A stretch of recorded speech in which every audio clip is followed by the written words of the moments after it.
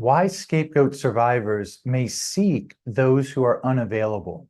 Do you assume that potential partners you are attracted to will never be interested in you? Do you hope the people you want to be close to will finally let you someday?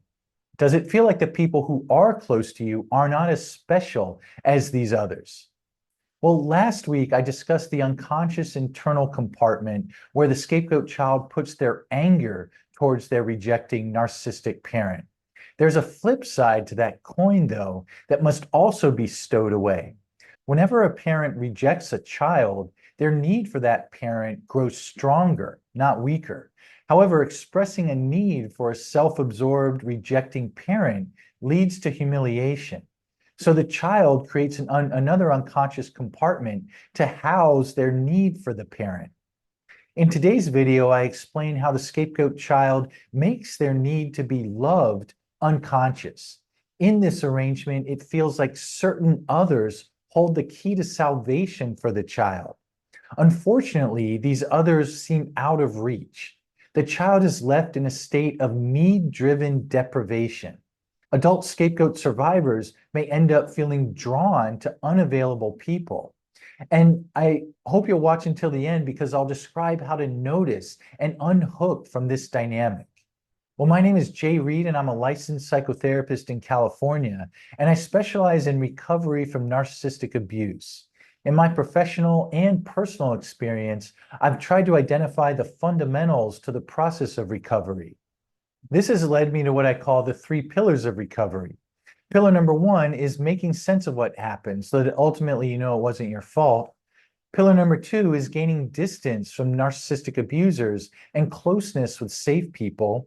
And pillar number 3 is living in defiance of the narcissist rules. I think it's also essential to find and participate in communities of people who can get, validate, and support you on this path. I've seen and experienced large improvements in quality of life after applying these pillars. And today's video falls under pillar number 3, living in defiance of the narcissist rules. Each of these 3 pillars is organized into a playlist if you're interested. If you were a scapegoat survivor of a narcissistic parent or a partner, then I also encourage you to check out my free ebook on the topic. It's called Surviving Narcissistic Abuse as the Scapegoat. And it goes into other important aspects of what it's like to be in the shoes of the scapegoat child or partner of a narcissistic abuser.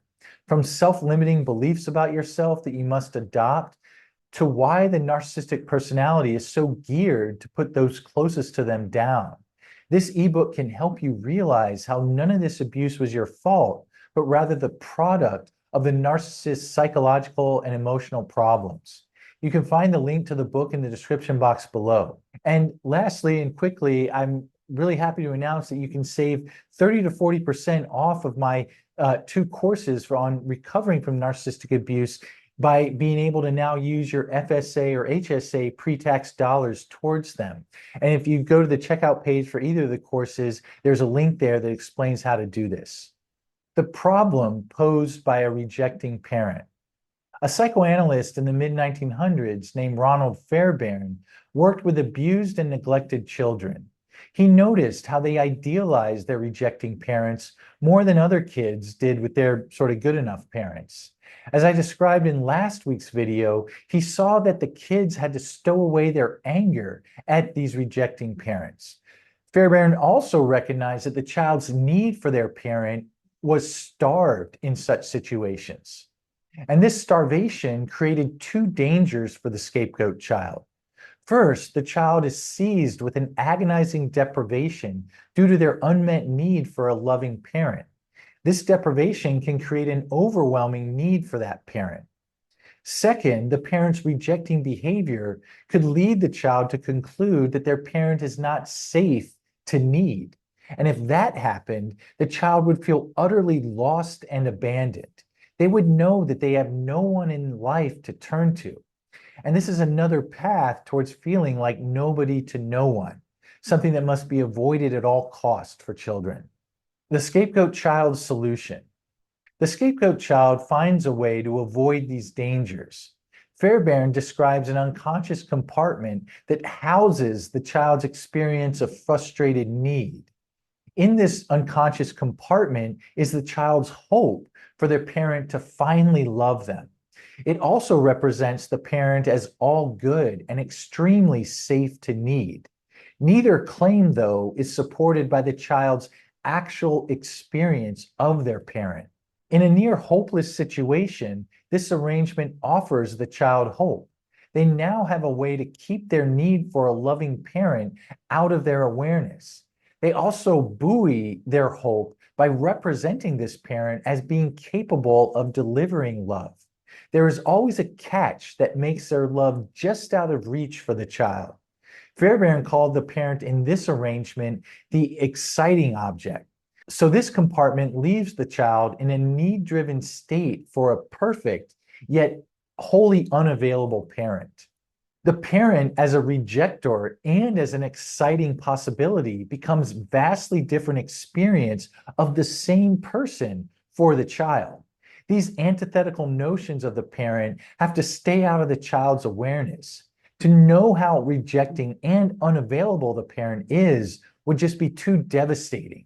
Well, let's illustrate this with an anonymized case example. Janice had a narcissistic father who she knew to ask very little of. He always seemed preoccupied with someone or something other than Janice. She felt rejected by him and had to relegate her anger about this to her unconscious. Given how little he offered her, she also felt even more in need of his attention. The times when she would outright ask him to pay attention to her went badly. Her father would either ignore her or reprimand her for being so rude to interrupt what he was doing. So she sectioned off her need for her father's care and attention into her unconscious as well. In this compartment, she saw her father as having all she wanted from him, but excused his unwillingness to deliver on this promise. She had to work to be more acceptable and earn the love that in this arrangement he could give her. Problems created by this solution. Well, the adult scapegoat survivor may encounter two problems from this earlier solution. First is a difficulty expressing what you need. Sequestering their needs into their unconscious has often left scapegoat survivors without the experience of directly expressing their needs to others. And of course, this was by design when they had a narcissistic parent who would rebuke them for having needs. In adulthood, the scapegoat survivor can find it challenging to tell close friends and partners what they need. It can just feel too dangerous to do so. They fear that the other person might get offended at the survivor having a need that this person has not already met. The survivor also risks discovering that their friend or partner is uninterested in meeting their needs, like their parent was. And this would leave them doubting whether these people are even safe to need, the same quandary that would have happened with their narcissistic parent had they expressed their needs. Well, those dangers aside, when you cannot express your needs in a relationship of any kind, things get strained. If the other person does genuinely want to meet your needs, then they may be frustrated by your inability to express them. And this can make the other feel like they do not know who the scapegoat survivor really is. Both parties may feel they are farther away from the other than they'd like to be. Let's go back to Janice. In high school, she had a good friend named Teresa. Teresa seemed to care a lot about Janice. She'd be genuinely interested in what Janice liked and didn't like. She'd remember and follow up on what Janice had told her at earlier points. She essentially showed that she kept Janice in mind. Well, Janice didn't really know what to do with this kind of good treatment. She felt wanted, yet this actually made her anxious. She worried that she might do or say the wrong thing, and Teresa would see that Janice really didn't deserve her goodwill. Janice found it nearly impossible to tell Teresa what she wanted when she was not sure if it aligned with what Teresa wanted. This left Teresa feeling disconnected from Janice. Over time, Teresa pulled away because she felt unfulfilled in their friendship. She wanted to know who Janice was, but couldn't get a sense of this with Janice being so inhibited. And the second way it can show up is seeking unavailable people. Scapegoat survivors may also seek friends and partners who fit the bill of the exciting other. Such people present as charismatic, stimulating, and appealing. The scapegoat survivor may feel lucky to be close to them. They may feel anxiety about doing something to screw things up if they're not careful. Often, what could screw things up is to tell this exciting other that they are not meeting a need. The survivor is supposed to be happy just being around this person. They're not supposed to lodge complaints about this person. In this way, these people are like the yearned for but unavailable, supposedly loving parent. As depriving as this situation may feel for the scapegoat survivor, it is familiar. To expect more from such people could put the survivor back in touch with the trauma of abandonment they would have experienced in the past had they done this with their narcissistic parent. And going back to the example, well, after Teresa pulled away from Janice, Janice found herself gravitating towards another friend named Kira. Kira was very popular in the school. She seemed very confident and acted as if it was others' privilege to hang out with her. This included Janice as they became friends. Kira expected Janice to always be available when she needed to talk. In contrast, Kira would impatiently roll her eyes whenever Janice talked about herself to her. Janice hid her needs from Kira in the same way she did from her father. She told herself that Kira was a good friend, but she had to become more likable so that Kira would want to listen to her. Unhooking from the quest to be close to the perfect other. Well, after childhood, the scapegoat survivor can learn to safely surrender pursuit of the unavailable other. The first step in doing so is establishing relationships where this is not the prevailing dynamic. This can be a friendship, relationship, or the working relationship one can establish with a psychotherapist. The survivor must accrue experience of these others caring about their feelings and needs. This tends to happen over time and not in one fell swoop. With this new basis for relationships, the survivor may feel offended at the exciting other's unavailability. Before, their unavailability signaled how special they were to the scapegoat child. But now the other's unwillingness to hear about and meet the scapegoat survivor's needs may actually be angering. The survivor no longer lives by the Groucho Marx maxim that he never belonged to a club which would have him as a member.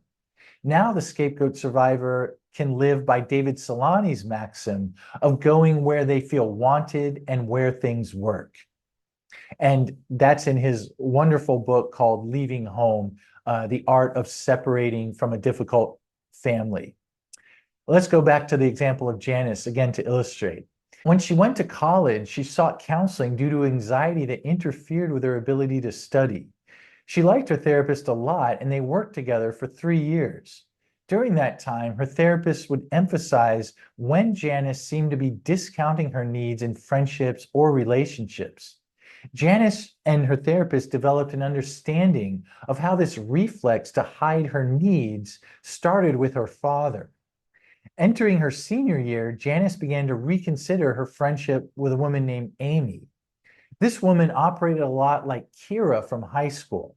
When Amy would shrug off Janice's efforts to tell her about her own life, Janice had a new reaction.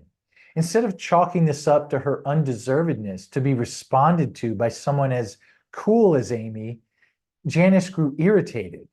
She asked herself, why doesn't Amy give me the same respect I give her? Janice's therapist was supportive of her questioning of Amy in this way.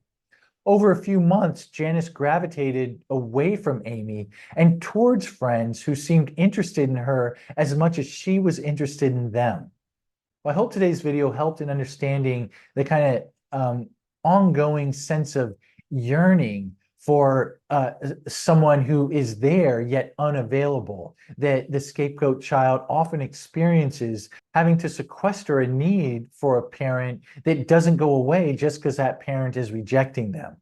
And with that, I want to, again, thank everyone for your continued support of this channel, the resources around it, and, and especially in the comments section where people are sharing their stories and responding to the stories of others, typically almost 100% of the time with encouragement and support. I mean, I've said it a lot, and I always mean it, that the community that's sort of apparent in these comment section is just always awesome to witness. And so I look forward to posting again next Friday. Take care.